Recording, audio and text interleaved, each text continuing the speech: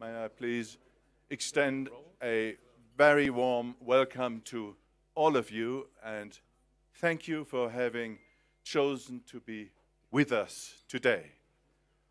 Particular thanks to Rainer Esser, the CEO of Die Zeit, our co-host.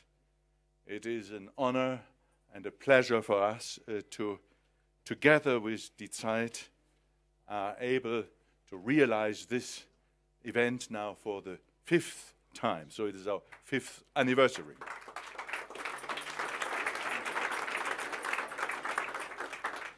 The CEO of the Holtzbrinck Media Group, Stefan von Holtzbrinck, owning the Zeit Verlag, is to attend this meeting too, but I guess I didn't see him yet. He's not in the room here, but anyway, if so, a very warm welcome also to him.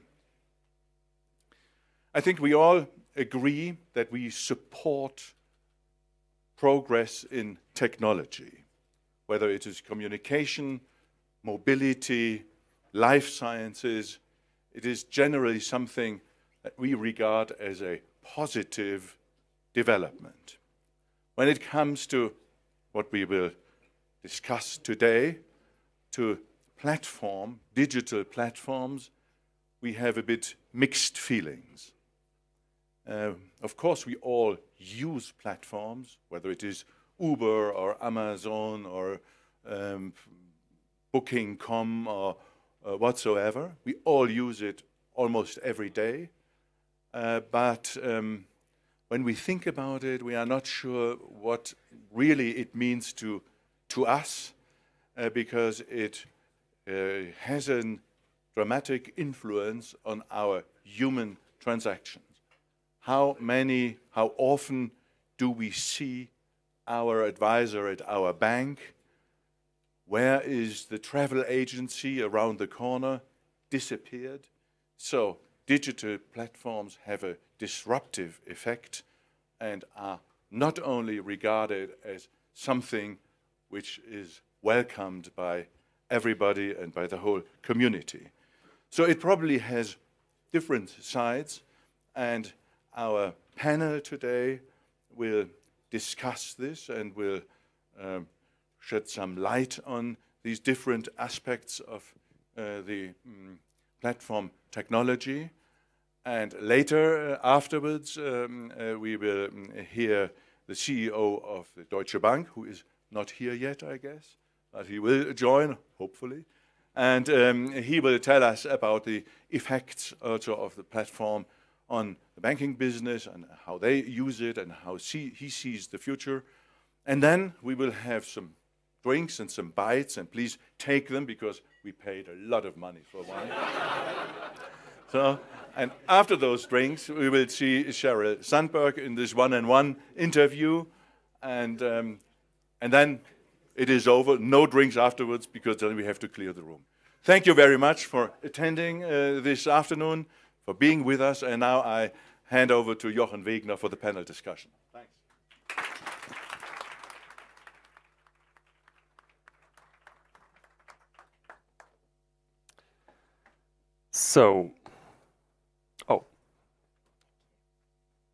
Since this is the most complex panel I ever had to moderate, I thought we should gamify it. And if you look there,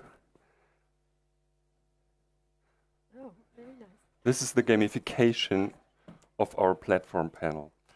There's a small bar of Toblerone, you may know, a great Swiss product, and a big bar. And I ask you a question now, and the first person who yells the correct number will get this small bar later on, right? So the question would be, how many of the 10 largest companies by market cap are not platforms? Are we allowed to play? Who? Three? Perfect, it's 3. Very smart, very smart. Do you know the names? I think it's ExxonMobil is one of them. Maybe I'm wrong. Oh, you're right. Berkshire Hathaway, Right. but good You're guess. right. No? And Johnson ExxonMobil. Johnson, JP Morgan. And do you know the 7 platforms that are on top of market cap? Alibaba, Tencent, Facebook, Google, Apple, Microsoft, and Amazon. Very good. That's it, He's right, he's perfect. right, Oh. he's right. But you can't get this bar, it's for later. So that's great. So platforms seem to drive our economy today. And we will talk on our cozy panel about this really complex matter because it affects everything today. So we have Annabel Gore. She's one of the leading experts in that field, consulting the EU about platforms, writing one book after the other about platforms, PhD at MIT about platforms. So very welcome.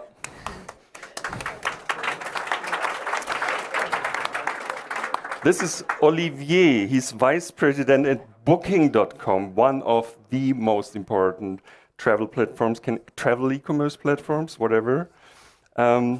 Responsible for their strategy in homes and apartments. So you're moving into a market where Airbnb was all the time, and you worked for Airbnb before that for 6 years to doing their strategy, right, in an international market.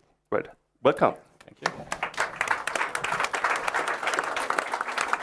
And this is Craig. He's working for 20 years now for IBM and building the software behind platforms. Is that correct? Yeah, that's exactly basically what we do.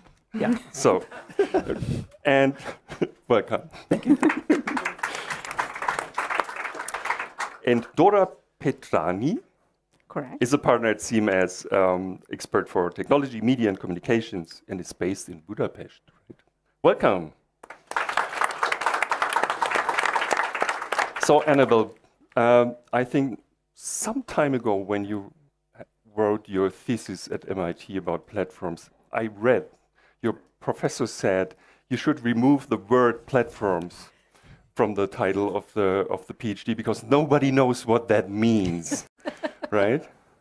And 2 or 3 years ago, German CEOs were asked by a local organization what platforms are, and 60% of them had no idea. So today, everyone knows what that is, what we mean by platforms, digital platforms. But another gamification, could you in 16 seconds explain what a platform is? Sure, I can try. Start now. Yeah. So a platform is a technology that creates values in 2 different ways.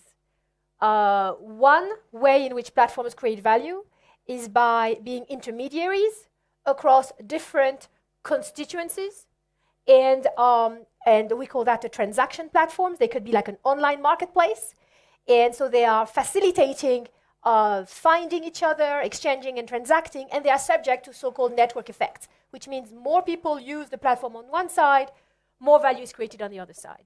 The second way in which platforms create value, which is a little bit overlooked, is that they are innovation building blocks.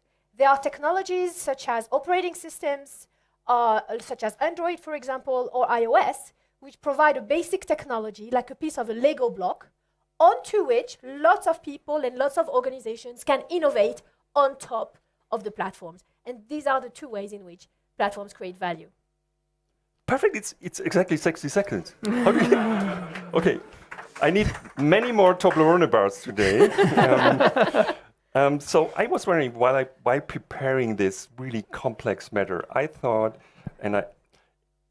are platforms just, so many people, and we will talk about this later, are complaining about platforms changing our economy, and they are so bad, and it's terrible, terrible, terrible, but aren't they just the future form of economy in the whole? So are platforms just the modern form economy works? Yes, I would completely agree with that. And I think that, over 100 years ago, we had the Industrial Revolution, which created the modern corporation the way we know it.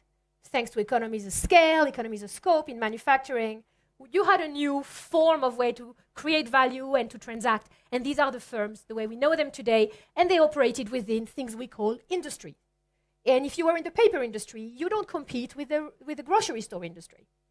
But today, what we see is that instead of having firms competing within industries, we have platforms and their ecosystems of complementors, as well as rivals and users, who are competing against platforms. And if you look at a company like Amazon, which is going from one industry to the next, to the next, to the next, we've realized that the old concept that we had, that if you're in one industry, all you have to worry about are your rivals, is completely gone. And if this number you cited, the 7 out of the top 10 in terms of market cap, the fact that there are platforms is not by chance at all, is these firms have realized how to harness, one, the new technology that we have, which is an interconnected world and digital technologies, and two, they innovated on business models, which by now we understand, you subsidize one side, you give things for free in order to bring other people on board. And so the new ways in which companies are going to survive are going to be different from last century, where it was about mastering the supply and the economies of scale and economies of scope in supply. Now, we as users, we don't only consume platforms and digital services, at the same time, we generate data.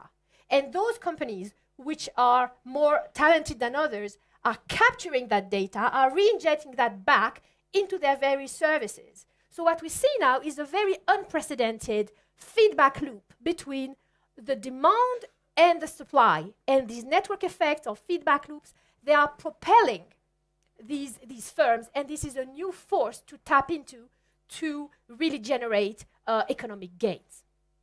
Man.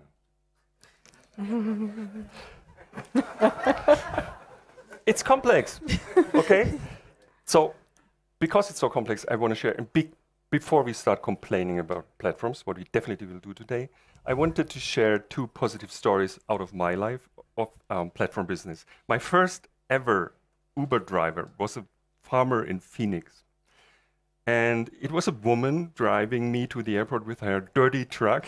And it was like, hey, why do you do that? Oh, it helps me to save the farm. It's great that Uber exists now. And I just take my truck. And the second story is I met before, I'm a collector of bonsai trees.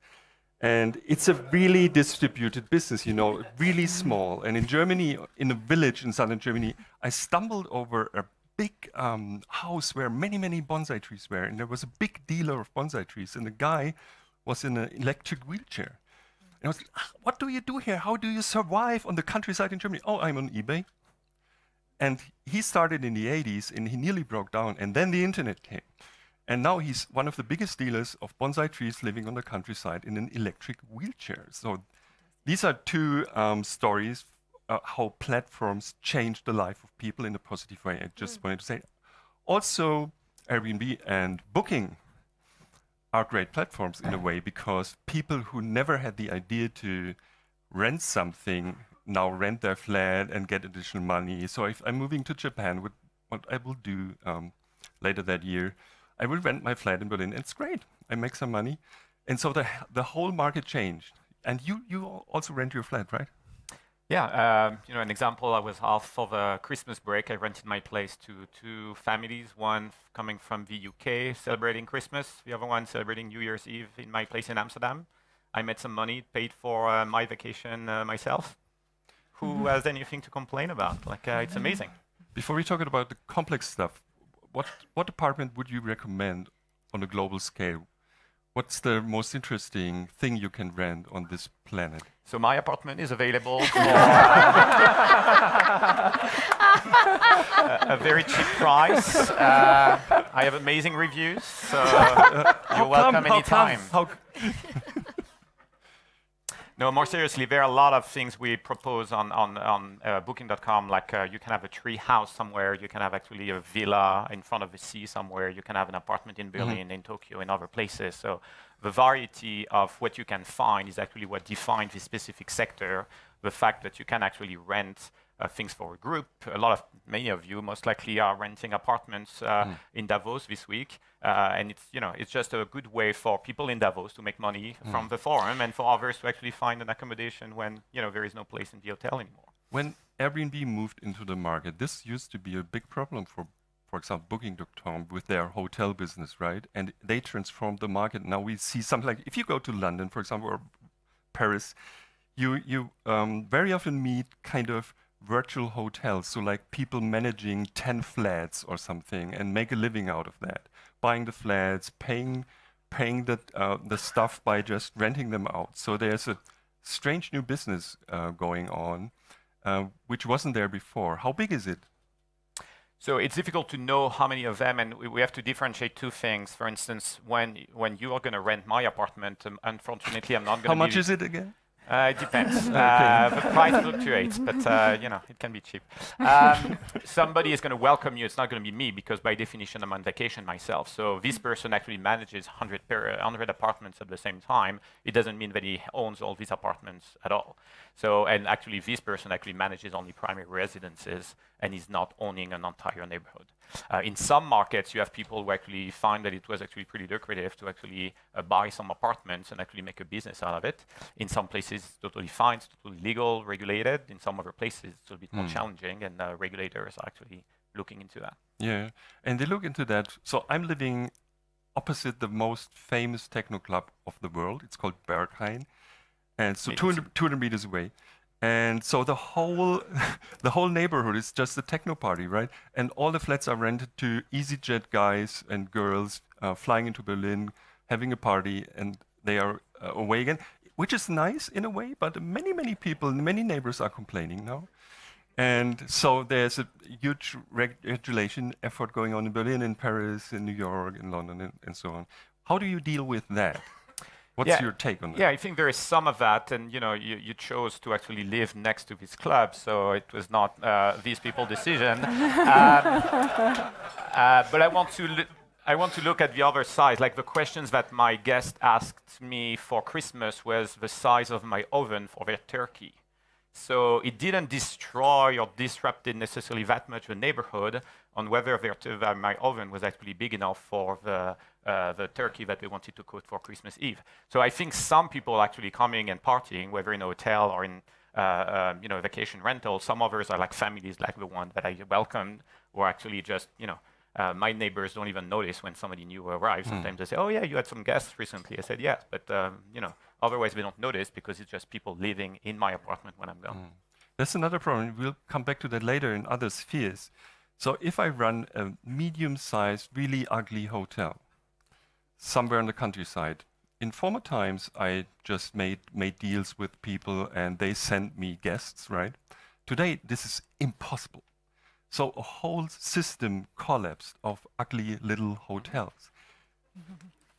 You think that's funny, but if you think about it again, these are also people who have to have new jobs. If you are a taxi driver that is a little bit ugly in an old taxi, right, you have a real problem since Uber and MyTaxi in Germany, for example, exists. So is there any recommendation you have for these ugly little hotels? Yeah, just to improve their service and actually be better hotels. So it's actually what you're saying is just die if you can't, right? No, actually say the opposite. So I actually go in front of hotel lobbies very often, and I have as the representative of homes and apartments, and you can imagine when I'm on stage the kind of questions I get, and very often it's actually pretty aggressive sometimes. But when I go on stage, one time somebody arrived to me and say, "Hey, I'm not going to say that publicly, but what you do is very good for our industry. Because you keep us on our toes, you make sure that we actually all have to do a good job and we are not ruining the reputation of the hotel industry by providing bad services." And if companies like our platforms or the Ubers of the world make the taxi drivers actually better, I think everybody benefits. That's another. So now we are in the complaining mode, right?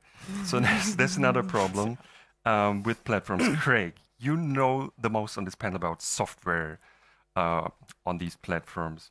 And I was wondering, so you're building tools kind of to reduce the amount of repetitive work we have to do. It's a very friendly word for you kill a lot of jobs maybe by automatization. I'm sorry. Is that right? Yeah. Can you say it again? Through automation. Thanks.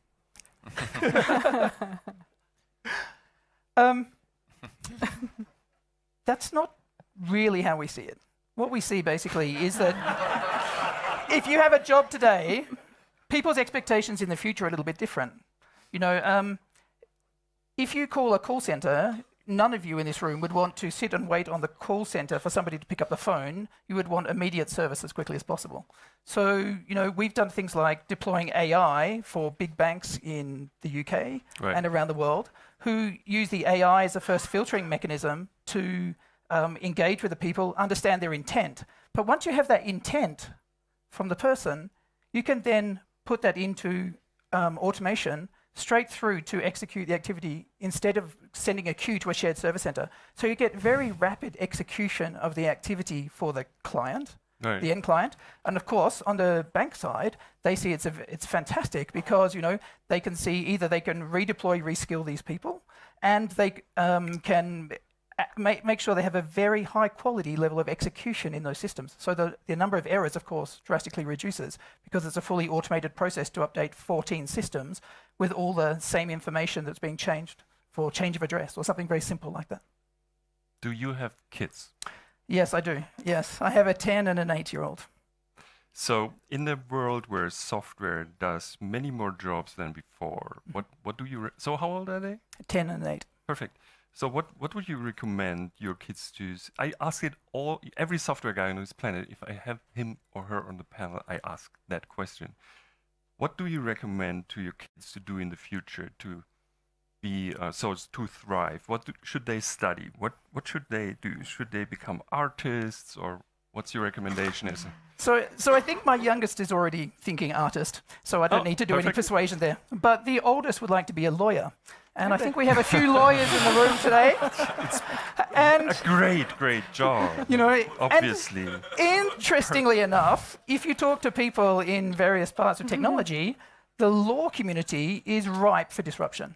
Right. This is an area where you think, okay, so there's areas standing out for automation. And I think that you will see, and you already see it in the marketplace today, various companies are providing point solutions for various elements of legal work. But slowly but surely, the routine work will be boiled away from that activity, and you'll end up with either immediately into complex work for certain types of legal situations. Of course, certain activities will never be done, but certain things will change the way that if you become a law student, when you go to the law company, you will start working on more complex work much more quickly than you might have done in the past. In the past, you might have had to have done 3-4 years of relatively routine, relatively repetitive work for the partner.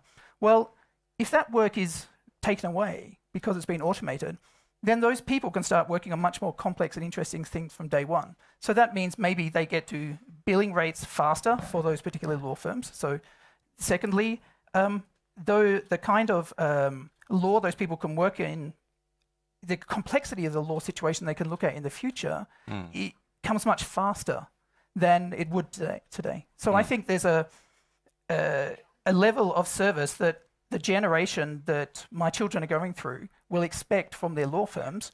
And I think by then, the law industry will have changed quite significantly. And I think we'll see that coming. So platforms are using multi-sided business models, right? So you are so Facebook, for example, we have several businesses going on at the same time, if I got it right. So you have people with social interactions, and at the end it's kind of business, but it's for $0. On the other hand, you have advertisers buying attention span of people exchanging social interactions, right? So it's a kind of B2C market. And because they're so effective, these platforms, namely Facebook and Google, ate a huge chunk of the ad market, which is another space where disruption happens these days. And just yesterday, so at the EU level, there's a project going on to reforming the copyright. And so just yesterday, Google announced that they will pull Google News out of Europe like they did it in Spain before, if the law we are thinking about on an EU level will really happen. So I was wondering, are we not able to regulate that in a smart way? So that would be a question for the media lawyer. Are we really smart dealing with these new platforms at the moment? First, let me tell you a statistics that I read recently. Only 8% of companies that currently exist will be able to maintain their business model if the pace of digitization is keeping up in a way that it is now. Only 8%. What you're saying is, please die media companies? Or? No, you're a media company, so I'm going to be very gentle this time. What I'm saying is that basically everything is now in an evolution, and innovation has never been so quick as it is now. So when we talk about regulation, we need to be extremely careful whether or not we impose hurdles. And that is also the case of the Copyright Directive. The Copyright Directive was in force since 2001. A little bit similar than the Privacy Directive, the one before GDPR was in force since 1995. So if you want to change the regulation after 18 years, be very careful when you do that, because there might be some consequences. And on the other hand, if Google wants to withdraw, that's fine, because that's an enterprise, they can do that. The question is, what does it result in for the industry? What is the industry that it results in? How do you define the market? And actually, what will be the next opportunity that arises from there? A question for all of you. Do you think that lawmakers get track of what's happening at the moment in this space? Do they really understand what they are trying to regulate? Question for all of you. Do you have the feeling in your business that they know what they are doing? So I've met with a few this week, and some of them have no clue. Some others are very savvy. I'm not going to tell you. You can look at my agenda and you'll see. Okay. But no, I think some people really understood that AI is not only a buzzword. They need to understand what it is, what the platforms are, and trying to really look at some of the consumer benefits of them, but also whether it needs to be regulated. I was in other discussions earlier when people say it's not really that different from what we had in the past. If some of the platforms build a monopoly, we had to deal with monopolies in the past for the past 100 years. So we'll deal with them in the same way. But I think the main difference is the standard DORL took tens and decades to actually build itself. Now it's actually going very fast, and very often the regulators are not necessarily always catching up as fast as they could. Right. But some of them are actually very savvy and know exactly what's happening, and have the right balance between regulating something if needed, but at the same time not hampering the consumer benefit, because a lot of the platforms actually have a very strong benefit. Not all of them. Do lawmakers know what they're doing at the moment when it comes to the platform sphere? Well, there is definitely a lot of work going on. The question is, so if you look at the EU homepages, it's like fulfilled with agendas, items, studies, if you name it. The real question is whether it is enough, for example, for the EU lawmakers to look at the EU, or whether or not there isn't a need for a more global initiative. And to me, that is the question. When we talk about lawmakers, who are the lawmakers that we talk about? If I talk about a national lawmaker, I don't think that they would be technically savvy enough, but I don't think that's their job. Probably it's EU or even on a global level where we need to find the right forum in order to be able to keep up with the pace of innovation. The software person on this panel. I think that we are getting to a situation where, from our perspective, most of our clients are obviously large multinationals, and they are already in a increasingly tighter regulatory environment. So the demands put on them are demands put on us as a supplier in order to respond to that. So I think that we are doing that through the client demand. The clients demand all the platforms that we provide have to be GDPR compliant, and as of this date. So if we are running their platforms for them, then we're expected to comply with that and make that happen. And so I think that it's coming through the industry pipe and then into the industry that way from a technology perspective. You are consulting these guys. Yeah, for free. Yeah. so you can say whatever you want. Yeah.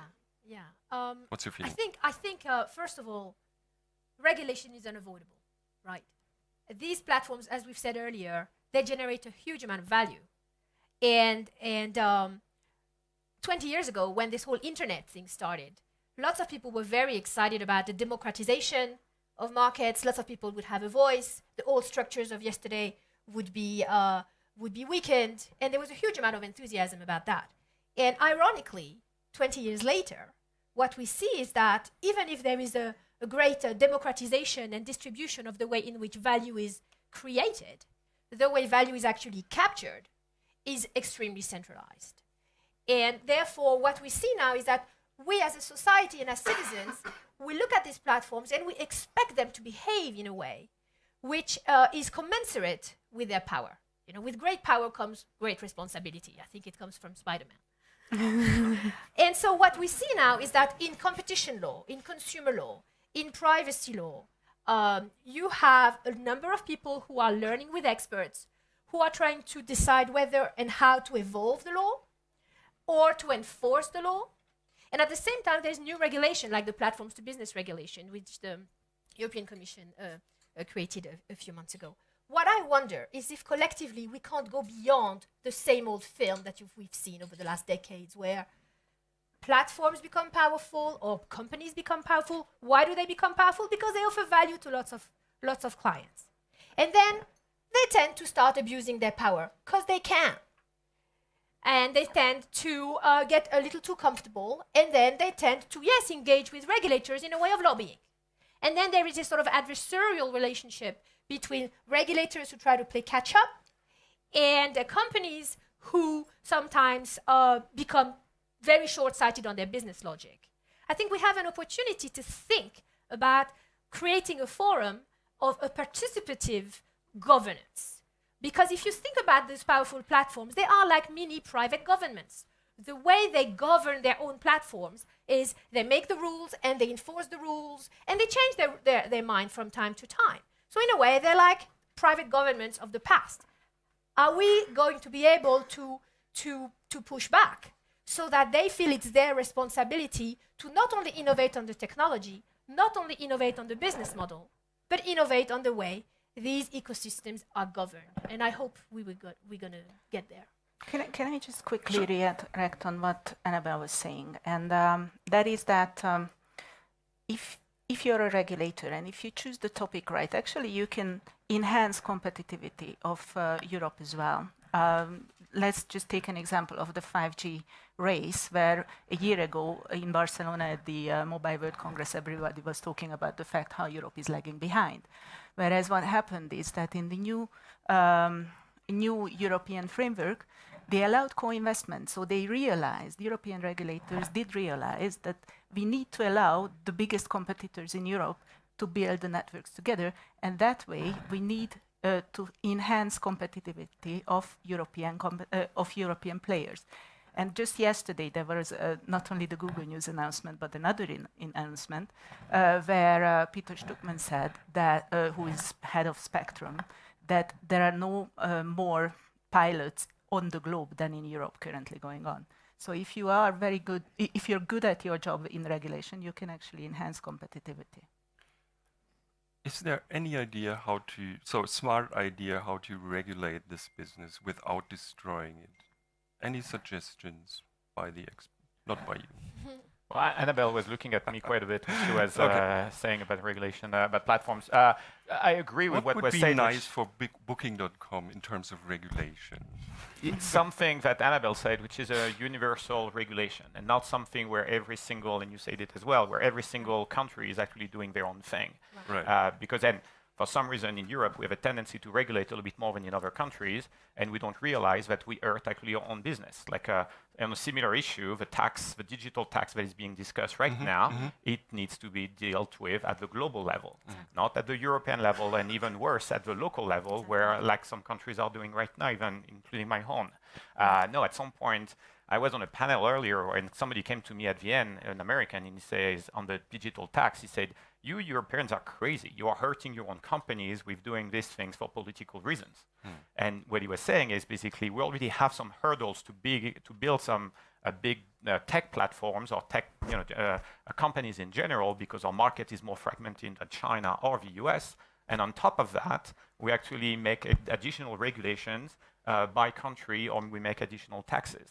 So I'm not against regulation at all. Actually, I think GDPR is a very good example of something that works actually quite well and was initiated in Europe.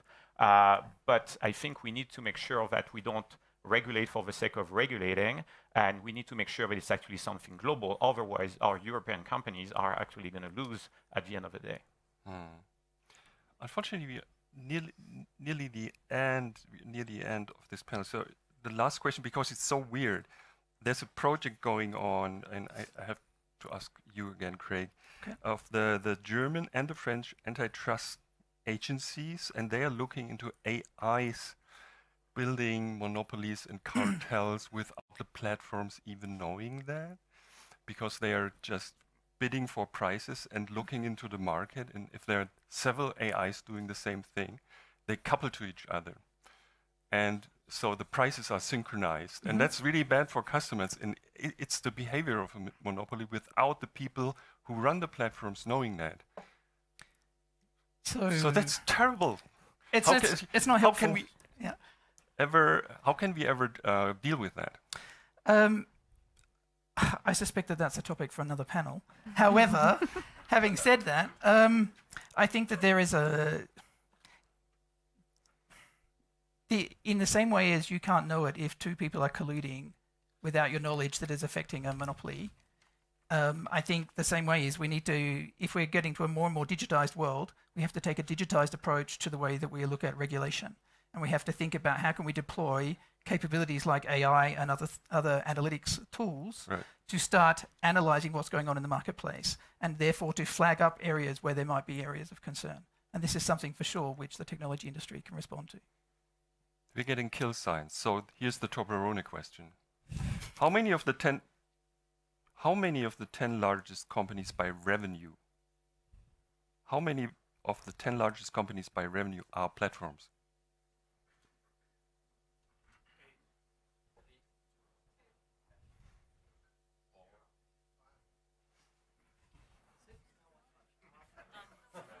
Zero. Zero. It was you? Who was the person with zero? Yeah, it was you. Please think about this. So by revenue, there's no platform on the top. Thank you very much for your panelists.